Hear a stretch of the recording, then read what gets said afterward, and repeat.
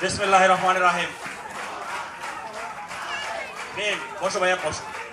বিসমিল্লাহির রহমানির রহিম। বাংলাদেশ জাতীয়তাবাদী দল ঢাকা মহানগর উত্তর অন্তর্গত হাতিরঝিল থানা কর্তৃক আয়োজিত আজকের এই সদস্য নবায়ন কার্যক্রমের সভাপতি আমাদের প্রিয় নেতা, দীর্ঘদিন যার সাথে একসঙ্গে থেকে ছাত্র দলের রাজনীতি করেছি, যুবদল করেছি, এখন একসঙ্গে বিএনপি করছে, হাতিরঝিল থানা বিএনপির বিপ্লবী আহ্বায়ক, গত আন্দোলনে যার ব্যাপক ভূমিকা ছিল আমাদের সেই প্রিয় নেতা নাজমুল হক মাসুম ভাই।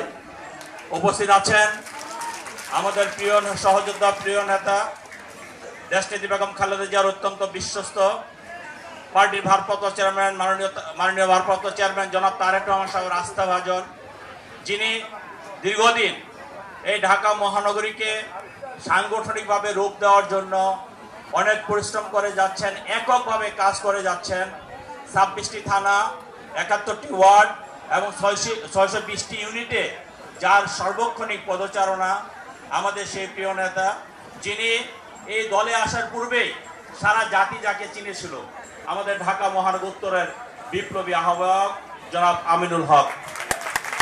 উপস্থিত আছেন আরেক শ্রদ্ধাভাজন নেতৃত্ব, দীর্ঘদিন একসঙ্গে রাজনীতি করে আজকে আমি আমার জায়গায় এসেছি, যার পদচারণা ছিল ঢাকা মহানগরীতে যুবদল, ছাত্র দলের সাবেক সভাপতি, সাধারণ সম্পাদক এবং বিএনপির সাবেক আহ্বায়ক।